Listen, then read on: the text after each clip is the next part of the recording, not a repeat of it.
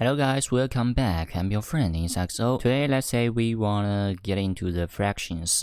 Before we get into it, we need to know at least what is fractions, right? What we're going to talk about in this video is the idea of a fraction. We'll see there's many ways to think about a fraction. First, we'll think about the most fundamental. So let's say that I have this square, and this is the whole. We can consider this a whole. So let me write that down. This is a whole. It is a complete square. Now what I'm going to do is divide this into 4 equal parts. So one cut like that, I've divided it into 2 equal parts. And then with another cut like this, I could divide it into 4 equal parts. So there are 4 equal parts. And now what I'm going to do is I'm going to select one of those equal parts. So let's say this part right over here. I am going to select that. So the question is, what fraction of the whole is the part that I have shaded in red? Well, it is 1 out of the 4 equal parts, right? I've shaded in 1 out of 1, 2, 3, 4 equal parts. So we write this as this fraction. This piece represents 1/4 of the whole. And there's 2 ways that you can think about this. You could view this as 1 of the 4 equal parts, or you could view this as a whole divided by 4 would get you exactly this much. Now let's do another one. And this time, let's think about how we could represent 1/8.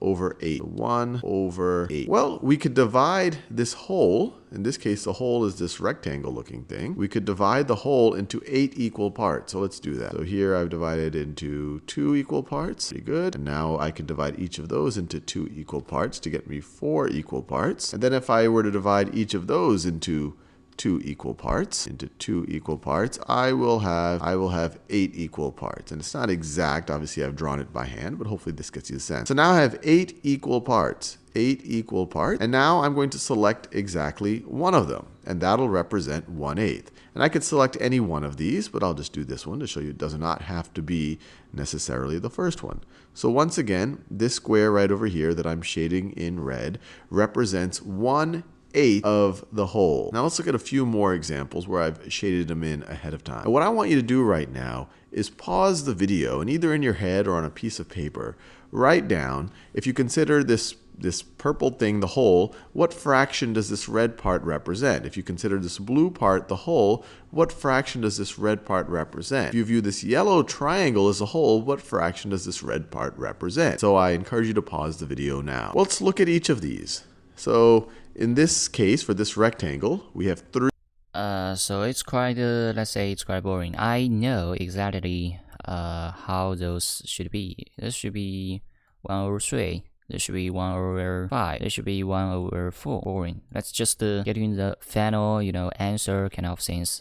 Yeah, we are right. Equivalent fractions. Let's have a look at this. So I've got a whole pizza here, and let's say that I were to cut it into 2 equal pieces. Cut it right over here into 2 equal pieces. And let's say that I ate one of those 2 equal pieces. So let's say I ate all of this right over here. What fraction of the pizza have I eaten? Well, I took the whole and I divided it into 2 equal pieces, and then I ate one of those pieces, and then I ate one of those pieces. So I ate 1/2 of the pizza. Now let's imagine that instead of cutting that pizza into only 2 equal pieces, let's imagine instead that I decided to cut it into 4 equal pieces. Let's draw that. So 4 equal pieces. So cut it once this way, and then I could cut it once this way. And so here I have 4 equal pieces. So let's say that I want to eat the same amount of pizza. How many of these 4 equal pieces would I have to eat? I encourage you to pause the video and think about that. Well, I would eat this piece. You could imagine me eating this piece and this piece right over here. I've eaten the same amount of the pizza. Each of these pieces, you could imagine, got cut into 2 pieces when I cut the whole pizza this way.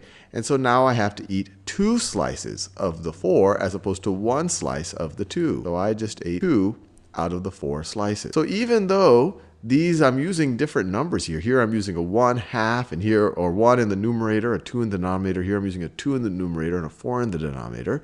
These two fractions represent the same quantity. I ate the same amount of pizza. If I eat 2/4 of a pizza, if I eat 2 out of 4 equal pieces, that's the same fraction of the pizza as if I eat 1 out of 2 equal pieces. So we would say that these two things are equivalent fractions. Now let's do another one. Like, instead of just dividing it into 4 equal pieces, let's divide it into 8 equal pieces. 8 equal pieces. So now we could cut once like this. So now we have 2 equal pieces. Cut once like this. Now we have 4 equal pieces. And then divide each of those 4 pieces into 2 pieces. Cut those in. So here we have, I want to make them equal pieces, as equal as I would like. So more equal. And then that looks reasonably equal. So now how many equal pieces do I have? I have 8 equal pieces. I have 8 equal pieces. But let's say I wanted to eat the same fraction of the pizza. So I could eat all of these pieces right over here. Well, how many of those 8 equal pieces have I eaten? Well, I've eaten 1, 2, 3, 4 of those 8 equal pieces. And so once again, this fraction, 4 of 8, or 4/8, is equivalent to 2/4, which is equivalent to 1/2. And you might see a little bit of a pattern here. Going from this scenario to this scenario, I got twice as many equal slices. Because I had twice as many equal slices, I needed to eat 2 times the number of slices. So I multiplied the denominator by 2, and I multiplied the numerator by 2. If I multiplied the numerator and the denominator by the same number, then I'm not changing what that fraction represents. And you see that over here. Going from 4 slices to 8 slices, I cut every slice, I turned every slice into 2 more slices. So I had twice as many slices. And then if I want to eat the same amount, I have to eat twice as many pieces. So all of these, 1/2, 2/4, 4/8, and I could keep going. I could do 8/16, I could do 16/32. All of these would be equivalent fractions. All right. To be honest, that's let's say have some meanings, but quite easy to understand. Now we would say another fraction or another unit, which does the comparison of 2 fractions. Well, to be honest, I could teach this for you by myself. So for example, if we got 2 fractions. One is 1/3, another one is 1/, let's say 2/3. For the 2 fractions, they have the same what? I forget about it. Denominator, numerator. Okay, let's go on. For the 2 fractions, they got the same denominator.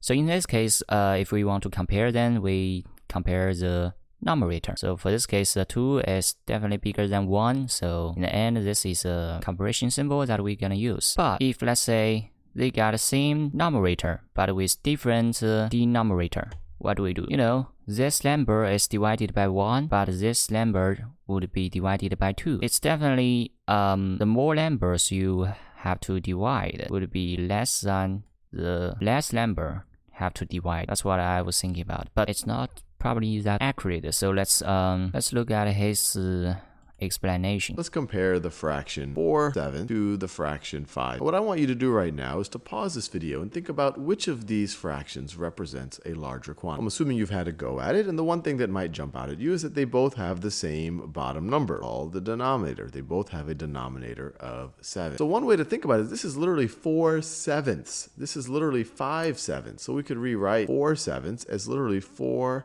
times 1/7, and we can rewrite 5/7 as literally 5 times 1/7. 5/7. So now if I have 4 of something versus 5 of something, which is going to be a larger quantity? Clearly 5 of this 1/7 is going to be more. So 4/7 is smaller, 5 larger. So what we can do is we can write a less than symbol. And the way that I remember less than and greater is that the point, the small side of the symbol, always is on the same side as the smaller number. So this could be read as 4/7 is less than 5/7, or that 4 times 1 is less 5 times. Now let's do another scenario, but instead of having the same denominator, let's have the same numerator. So let's say we want to compare 3/4 versus 3/9. Which of these 2 fractions is a larger number? And once again, pause the video and try to think about it on your own. Well, as we mentioned, we don't have the same denominator here. We have the same top number instead. Here was the same bottom number, same denominator. Here we're going to have the same numerator. we have the 3 there. And we could view 3/4 as literally 3 times 1/4. And we could view 3/9 as literally 3 times 1/9. 3 times 1/9. So we have 3/4 and we have 3/9. So we really just have to think about what's larger, a 4th or a 9th. Well, think about if you start with a hole, starting with a hole like this. But starting with a hole, let's draw and let me make a hole right over here. Hole right over here, same sized hole. 4th is literally taking the hole and dividing it into 4 pieces, while a 9th is taking the hole and dividing it into 9. 9 equal sections. Divide this into 4. Attempt to hand draw equal sections. 2 equal sections, and then that looks pretty close to 4 equal sections. So that right over there is 1/4. And let me draw 9. 3. Those would be third. And then split each of those 3. So this is my hand drawing 9 splitting. So when you see here, and you might have already realized this, you divide something into 4 equal sections. Each section is going to be bigger than if you divide it into 9. A 9th is smaller than a 4th. A 9th is smaller than 1/4. 3/9 is going to be smaller than 3/4. So once again, when you want to do less than or greater than, you want to put the small side of the symbol, on the same side as a smaller number. So it would look like this. And this is the greater than symbol because you're literally, what you have on the left is the larger number. 3/4 is greater than 3/9. And if you actually wanted to represent not just 1/4 and 1/9, we could actually color it in. 3 times 1/4, well, that's 1, 2, 3. While 3 times 1/9 or 3/9 is 1, 2, 3. And when you look at it that way, it's pretty clear. But the important thing to realize is that when the denominator is larger, you're dividing the whole into more pieces, so each piece will be smaller. So making the denominator larger makes the fraction smaller. Making the numerator larger makes the fraction larger. Basically, he's talking about the point. So when you do a comparison, if you have the same denominator, whose numerator bigger, then that fraction would be big. But in another scenario, if they have the same numerator but have different denominator, then the bigger the denominator it is, the smaller its value would be.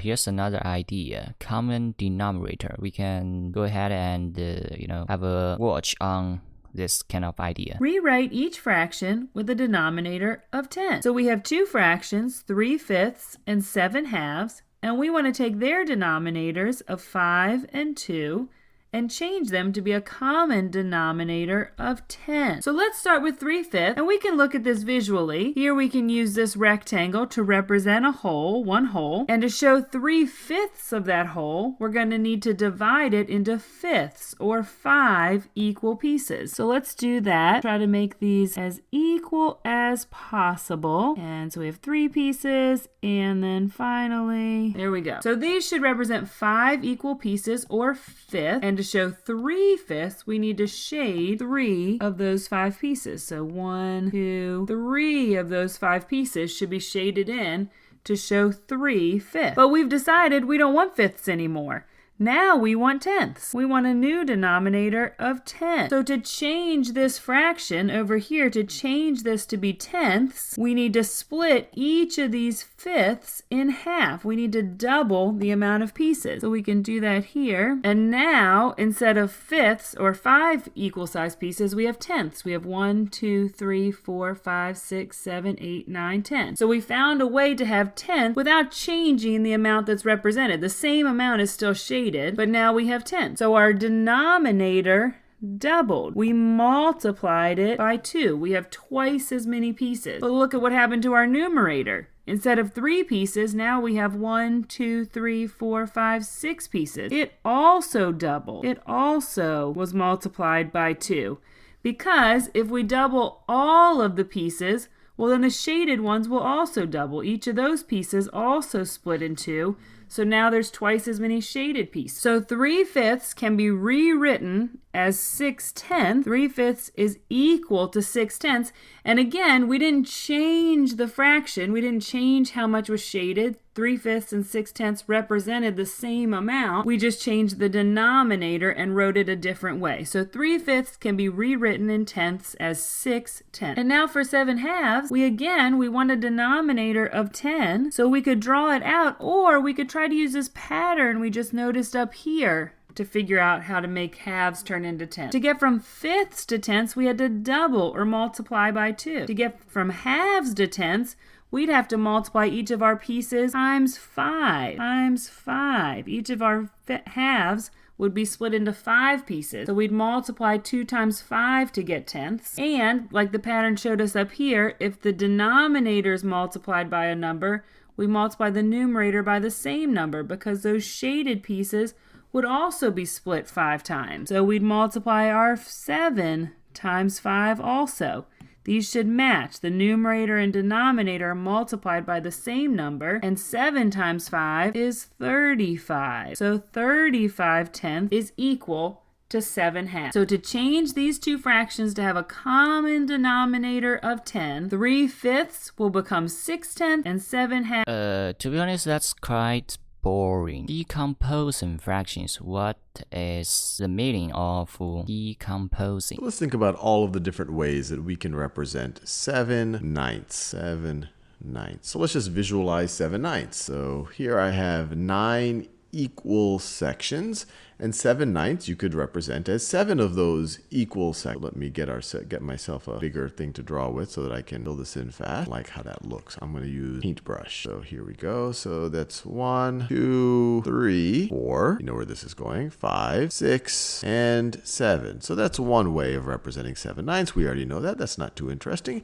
But let's see if we can represent 7/9 as a sum of other fractions. So let's imagine maybe we can represent it as, do it as 2/9. Brush here. So let's represent it as 2/9. 2 over 9 plus, I don't know, let's see, maybe 3 over 9. But that doesn't quite get us to 7/9 yet. 2 over 9 plus 3 over 9 is going to get us to 5 over 9. So we're going to need 2 more. So it's going to be plus another 2 over 9. Plus another 2 over 9 plus another 2 over 9. So what would this look like? So let's draw another grid here. So this is going to look like, I'll try to do it right below it so that we can see how they match up. So we have 2/9. We have 2/9. This 2/9 right over here. Well, we have each of these is a ninth. We have 9 equal sections. So 2/9 is going to be, so we're going to get 1 and 2. And then we're going to add 3 more ninths. So 1, 1, 2, 3. So we had 3 ninths right over there. And then 2 more 9s. And then 2 more 9s. 1, 1, and 2. So notice, when I added 2 9s to 3 9s to 2 9s, this equals 7/9. And we know that when we add a bunch of fractions like this that have the same denominator, we can just add the numerator. And this is why. This is 2 9s plus 3 9s times 2 9s is going to give me 7/9. Let's do this one more time. This is actually a lot of fun. Let me draw my grid again. Draw my grid. All right. It's not that fun. It's just showing us how can we, add two fraction to compose a new fraction, or how can we decompose a fraction into a few different other fractions.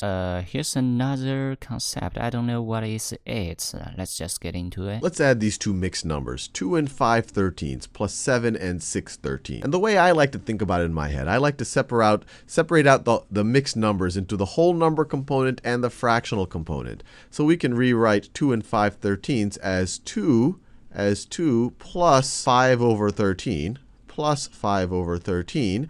And then we can write that plus.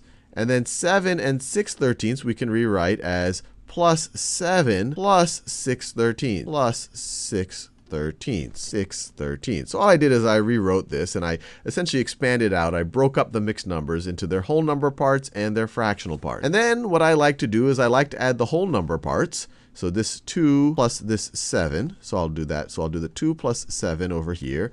I'll add those up, and to that, I will add the fractional parts. So to that, I will add 5/13 to the 6/13. 6/13. So if we add the whole number parts, 2 plus 7 is 9. And the fractional parts, they already have the same denominator in this problem. 5/13 plus 6/13, same denominator. You're going to get 11/13. 11/13. 5 plus 6 is 11. So you get 9 plus 11/13. Well, that's just the same thing as 9 and 11/13. And we are done. Interesting. Let's go to the next one. Let's figure out what 11 and 12/16 minus 5 and 8/16 is. And then we might have to simplify. Okay, this is just as what he did before. You just have to, let's say, do this. 11 minus 5 plus 12 over 16 minus what? Minus 8 over 16. And in the end, you should be able to get, let's say, 6 and 4 over 16. Let's go ahead and check out the answer. Okay, in the end, let's say he didn't finish. Alright, in the end, what he get is a number of this, just exactly like what we did here. So we are done. And 1/4. Here's another, let's say, concept, which is called improper fraction. Go ahead. Write 5 and 1/4 as an improper. Write 5 and 1/4 as an improper fraction. Improper fraction is just a pure fraction where the numerator is greater than the denominator. This right here, it's not a pure fraction. We have a whole number mixed with the fraction, so we call this. So let's think about what 5 and 1/4, we rewrite it. So if we're talking about 5 and 1/4, 5 and 1/4, and you can literally think of this as 5 and 1/4 or 5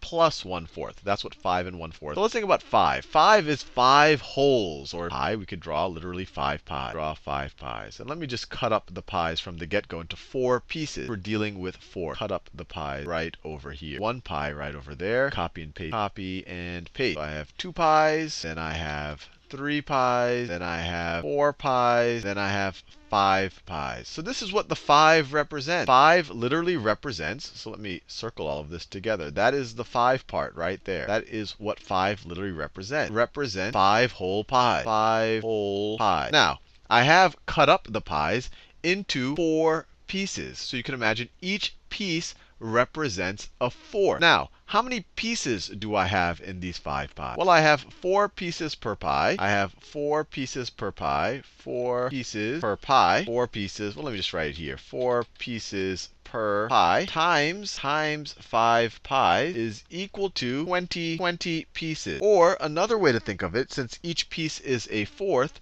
this is also equal to 20 times 1/4. Or you could just write this as 20/4. So we have 5 whole pies to 20/24. Write it like that. 24. Or we could write it as 20 over 4. I'm kind of twice. So that's what the 5 pies represent. 20/4 or 20 pieces where each piece is 1/4. Now the 1/4 right here represents literally 1 more fourth of a pie or 1 more piece of a pie. So let me draw another pie here. That is another pie. Cut it into 4 pieces. This 1/4 only represents one of these pieces, right? This is one of the 4 pieces. The denominator tells us how many pieces. The 1 tells us how many of those pieces we're dealing with. So it's just this 1 piece over here. That right there is the 1/4. Now, if we write 5 and 1/4, we just saw that the 5 right here is 20/4. So we could write this. So we could rewrite this. So let me write 5 and 1/4. 5 and 1/4 can be rewritten as, this is the same thing as 5 plus 1/4. 5 plus 1/4, which is the same thing as, we just saw that 5 whole pies is the same thing as 20/4. And to see that these are the same thing, you literally just divide 4 into 20. You get 5, and nothing is left over. 5 is the same thing as 24, and then this plus 1/4 is the same thing as plus 1/4. If I have 20/4 and I add 1 more fourth to it, how many fourths do I have? Well, I have 21. I have 21 fourths. Or another way of thinking about it, this 5 is this right here, is that right there is 20 pieces of pie. And you can even count it. 1, 2, 3, 4, 5, 6, 7, 8, 9, 10, 11, 12, 19, 20. But a quicker way is to say, well, we have 5 pies. Each of them have 5 times 4 is 20. This 1/4 right here represents 1 piece plus 1 piece. So total, we're going to have 21 pieces. So we have 21 pieces where each piece is 1/4. So you could say we have 21 times 1/4 or 21/4 pieces of pie. However you want to think of it, but we've solved the problem. We're at an improper fraction. We've written 5 and 1 proper fraction. Now, I've gone through great pains to give you the intuition of what 5 and 1 means, but there is a fairly straightforward process for getting straight to the improper fraction. You have, let me color code it. You have 5 and 1 over 5 and 1 1 over 4. To convert it into an improper fraction, you're going to keep the same denominator. So you're going to have the over 4 there. Your numerator is going to be your numerator of the fraction part before. So it's going to be 1 plus your whole number times your denominator. So 1 plus, or actually, let me do it the way I do it. What I do is I take 4 times 5. So let me write 4, and I want to color 4 times 5. 4 times 5. And then to that I add this. So I literally do 4 times 5 plus 1, and which is, so this 4 times 5 is 20, plus 1 is 21, and then that's over 4. 21. And although this is kind of a fast way to do it, we're literally doing the exact same thing that we did here in a kind of a slower way. We're saying, okay, 5 wholes is the same thing as 20 fourths. So you take 5, and I figure that out, times 5 times 4. And then I have one more fourth there. So 4 times 5 plus 1 gives 20. Okay, that's kind of an explanation for improper fraction or mixed numbers. To be honest, in real life or in Chinese exam, or I don't know if anywhere else would do the same, the mixed numbers wouldn't be here very often. We normally won't use a mixed number. Anyway, adding and subtracting fractions with unlike denominators. Well, if they are not unlike, you will try to make it like. If you do not believe me, let's just have a look at the video. Say that we have the fraction 9, and I want to add to that the fraction 1/6. What is this? What is this going to equal? So when you first look at this, you say, oh, wait, I have different denominators here. It's not obvious how I add them. And you'd be right. And the way to actually move forward is to find a common denominator, to convert both of these fractions into fractions that have a common denominator. So how do you think about a common denominator? Well, a common denominator is going to have to be a common multiple of these two denominators, of 10 and 6. So what's a common multiple of 10 and 6? And it's usually simplest to find the least common multiple. And a good way of doing that is start with the larger denominator here, 10. Say, okay, is 10 divisible by 6? No. Okay, now, is 20 divisible by 6? No. Is 30 divisible by 6? Yes. 30 is divisible by 6. So I'm just going through the multiples of 10 and saying, well, what is the smallest multiple of 10 that is divisible by 6? And that's going to be 30. So I can rewrite both of these fractions as something over 30. So 9 over 10, how would I write that as something over 30? Well, I multiplied the denominator. I'm multiplying the denominator by 3. So I've just multiplied the denominator by 3. If I don't want to change the value of the fraction, I have to do the same thing to the numerator. I have to multiply that by 3 as well. Because now I'm just multiplying the numerator by 3 and the denominator by 3, and that doesn't change the value of the fraction. So 9 times 3 is 27. So once again, 9, 10, 27 30ths represent the same number. I've just written it now with the denominator of 30. And that's useful because I can also write 1/6 the denominator of 30. Do that. So 1/6 is what over 30? And I encourage you to pause the video and try to think about it. So what did we do to go from 6 to 30? We had to multiply by 5. So if we multiply the denominator by 5, we have to multiply the numerator by 5 as well. So 1 times 5 is 5. So 9/10 is the same thing as 27 30ths, and 1/6 is the same thing as 5 30ths. And now we can add. And it's fairly straightforward. We have a certain number of 30ths added to another number of 30ths. So 27 30ths, 5 30ths. Well, that's going to be 27. That's going to be 27 plus 5 plus 5 plus 5 30ths plus 5 30ths. Of course, is going to be equal to, what is this? 32 30ths. 32 over 30. And if we want, we could try to reduce this fraction. We have a common factor of 32 and 30. They're both divisible by 2. So if we divide the numerator and the denominator by 2, numerator divided by 2 is 15. Denominator divided by 2 is 50. So this is the same thing as 16 15. And if I wanted to write this as a mixed number, 15 goes into 16 one time with the remainder 1. Let's do another example. Let's say that we wanted to add 1. I don't want to say another example. If we can figure out what 4/3 minus 1/5 is. And if you think you know how to do it, I encourage you to pause the video and give it a go. When you first look at this, the thing that might jump out at you is we have different denominators. So it's not obvious how to subtract 1/5 from 4/3 when you have these. And the key is to rewrite each of these fractions so that they have the same denominator. And how do we figure out what that same denominator is? Well, it's going to be a common multiple of 3 and 5. And ideally, it's going to be the least common multiple of 3. So how can we calculate that? Well, we can start with the larger of the two numbers, say 5, and let's go through its multiples and see when we get to one that's divisible perfectly by 3. So 5 is not divisible by 3, 10 is not by 3, 15 is divisible. In fact, 15 is 3 times 5. So I can rewrite both of these fractions as something over 15. So what's 4/3 if I were to write it as something over 15? To get from 3 to 15 in the denominator, we have to multiply by 5. So if you multiply the denominator by 5, if you don't want to change the value of the fraction, you have to multiply the numerator by 5 as well. 4 times 5 is going to be 20. 4/3 is the same thing as 20/15. All right. Now how would we rewrite 1/5 as something over? We're going to have 15 in the denominator. To go from 5 to 15, we have to multiply by 3. So if we multiply the denominator by 3, we have to multiply the numerator by 3 as well. Times 3. 1 times 3 is just 3. So 4/3 minus 1/5, we can rewrite that as 20/15 minus 3/15. Now this becomes a lot more straightforward. What is this going to be? Well, this is going to be a certain number of 15ths. We have 20 15ths, and we're taking away 3 of those 15ths. So we are going to have, if you have 20 of something and you take away 3 of them, you're going to have 17 of those things. In this case, we're talking about 15. So this is going to be 17 15ths.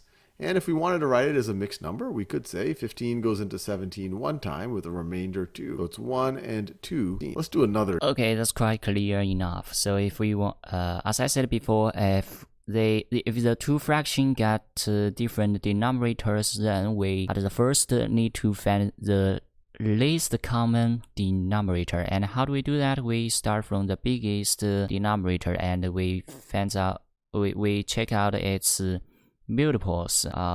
We times it by 1, by 2, by 3, and until we got a number that's divisible by another denominator. And if it's so, for example, here we got 15, then that's the last common denominator that we are looking for, and we are ready to go.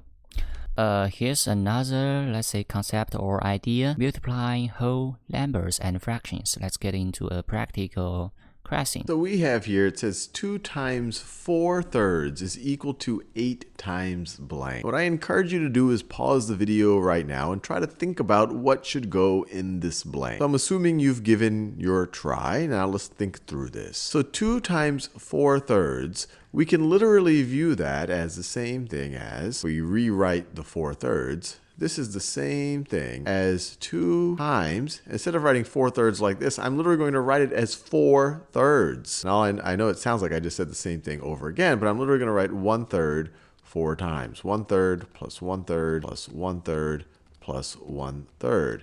This is literally, if you call each of these a third, there you literally have 4 of them. This is 4/3. 2 times 4/3 is the same thing as 2 times literally 4/3.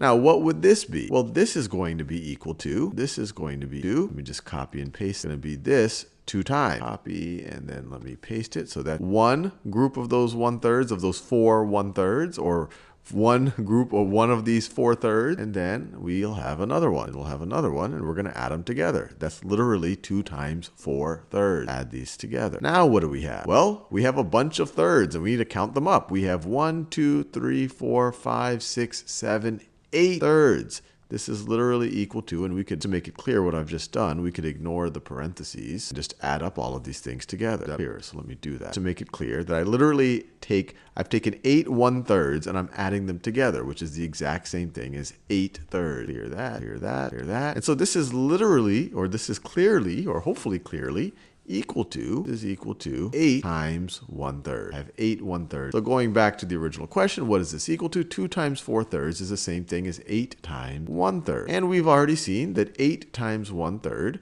well, that's literally 8 thirds. So we could also write it like this: 8 over 3. Let me do that 3 in other color. 8 over 3. That makes sense. To be honest, probably in the future, we would solve this kind of problem in a more easy way with the help of unknown variable or variable.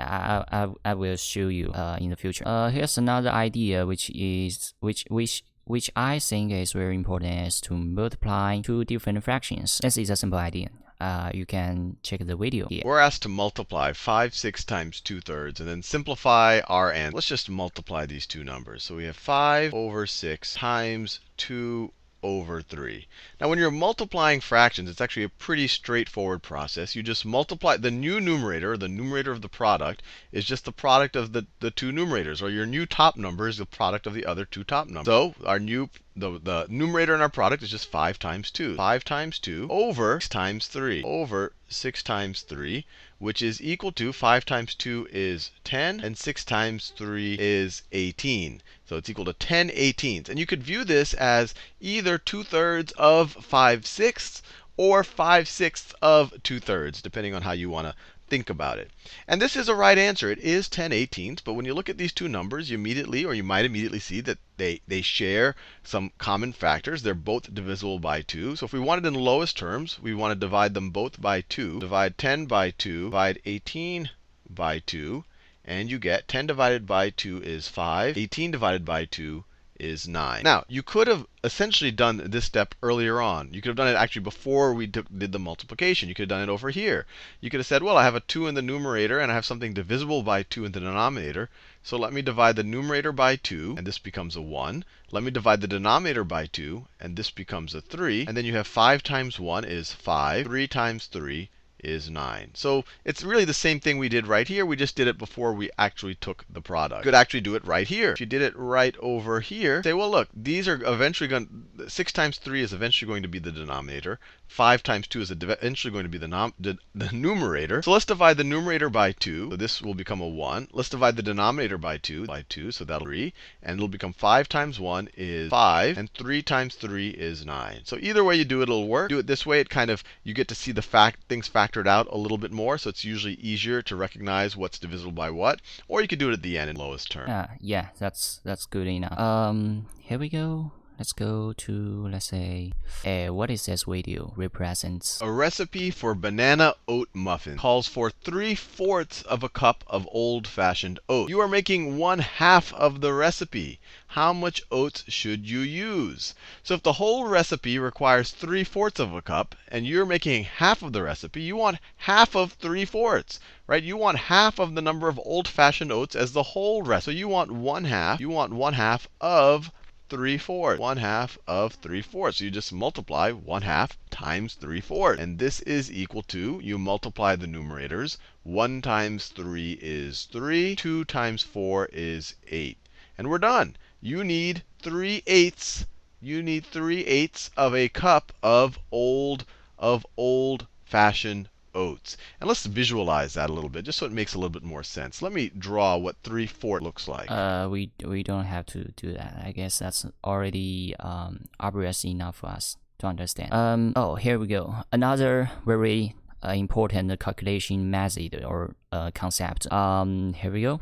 Understanding the division of fractions. Let's get into it. Think about what it means to take 8/3 and divide it by 1/3. Let me draw a number line here. There is my number line. This is 0. This is 1. And this is 2. 3 right over here. And let me plot 8/3. So to do that, I just need to break up my each whole into thirds. 1/3, 2/3, 3/3, 4/3, 5/3, 6/3, 7/3, 8/3. So right over here, and then of course 9/3 would get us to 3. So this right over here is 8/3. 8/3. Now one way to think about 8/3 divided by 3 is, what if we take this length and we say how many jumps would it take to get there if we're doing it in jumps of 1/3? Or essentially we're breaking this up. If we were to break up 8/3 into sections of 1/3, how many sections would I have, or how many jumps would I have? Well, let's think about that. We're trying to take jumps of 1/3. We're going to have to go 1, 2, 3, 4, 5, 6, 7, 8 jumps. So we could view this as, I'm going to do this in a different color, in this orange. So we took these 8 jumps right over here. So we could view 8/3 divided by 1/3 as being equal to 8. Now why does this actually make sense? Well, when you're dividing things into thirds, for every whole, you're now going to have 3 jumps. So whatever value you're trying to get to, you're going to have that number times 3 jumps. So another way of thinking about it is that 8/3 divided by 1/3 is the same thing as 8/3 times 3. And we could either write it like this, we could write times 3 like that, or if we want to write 3 as a fraction, we know that 3 is the same thing as 3 over 1. And when we already know how to multiply fractions, multiply the numerators. 8 times 3, so you have 8. You have 8 times 3 in the numerator now. 8 times 3. and then you have 3 times 1 in the denominator. 3 times 1 in the denominator, which would give you 24 thirds, which is the same thing as 24 divided by 3, which once again is equal to 8. Now let's see if this still makes sense. Instead of dividing by 1/3, if we were to divide by 2/3. Let's think about what 8/3 divided by 2/3. Well, once again, this is like asking the question, if we wanted to break up this section from 0 to 8/3 into sections of 2/3 or jumps of 2/3, how many sections or how many jumps would I have to make? Well, let's think about it. One jump, and make one jump. There's my 8/3. We could do one jump. We could do one jump, 2 jumps, 3 jumps, and 4 jumps. So we see 8/3 divided by 2/3 is equal to 4. Now, does this make sense in this world right over here? Well, if we take 8/3 and we do the same thing, saying, hey, look, dividing by a fraction is the same thing as multiplying by a reciprocal.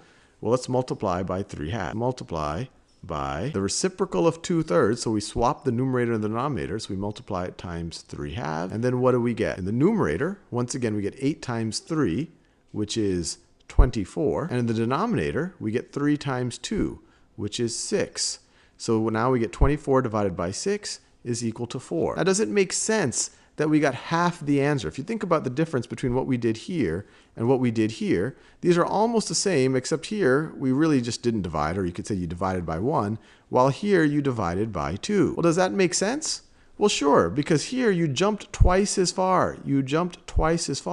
So you had to take half the number of steps. And so in the first example, you saw why it makes sense to multiply by 3. When you divide by a fraction, for every whole, you're making 3 jumps. So that's why when you divide by this fraction, you multiply, or when you divide whatever's in the denominator, you multiply by it. And now when the numerator is greater than 1, every jump you're going twice as far as you did in this first one right over here. And so you would have to do half as many jumps. Hopefully that makes sense. It's easy to think about just mechanically how to divide fractions. Taking 8/3 divided by 1/3 is the same thing as 8/3 times 3/1.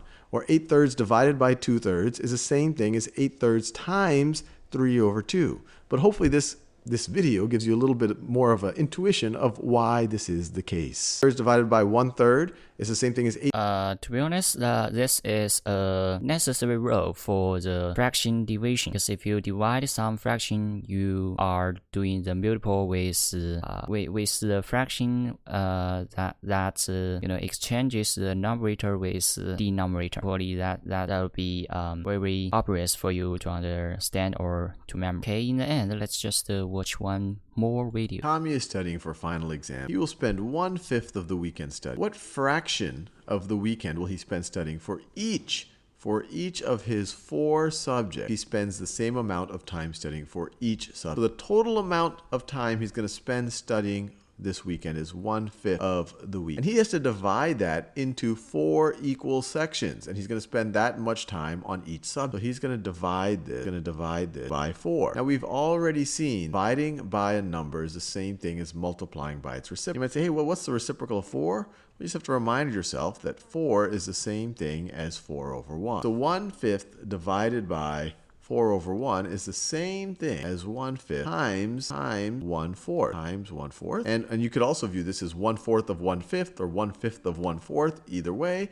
But here we multiply our numerators, get 1, and then we multiply our denominators. 4 times 5 is 20. So you get 1/20 of the weekend will be spent studying for each subject. Now let's also try to think about this visual. Let's imagine that this is his entire week, and I've divided it into 5 weekends. So we already know that the total amount of his weekend spent studying is 1. That's the total amount studying for the weekend. Now he has to divide this into 4 equal sections. He's got 4 subjects, same amount of time. He's going to divide 4 equal sections. So how much time does he spend on one subject? Well, on each subject, that would be this little area that I'm doing in yellow right over here.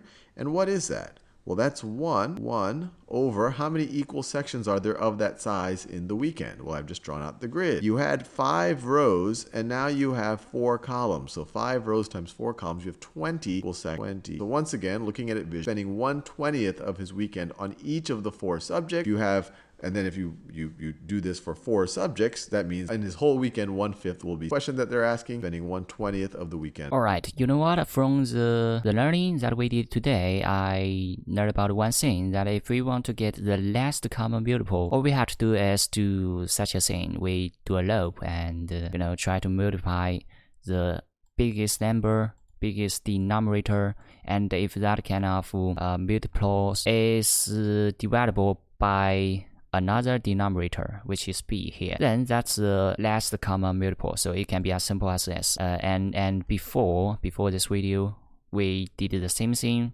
with a lot of code. So this is the power of mathematics. With mathematics, or if you have mastered that skill, you could write some code with very genius solution.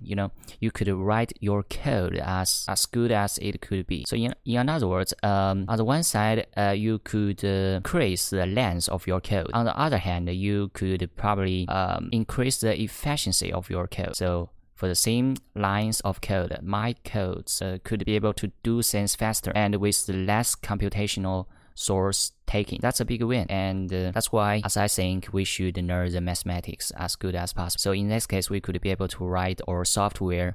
We could be able to write good software. Okay, so that's today's learning, and I will see you guys in the next video. Bye.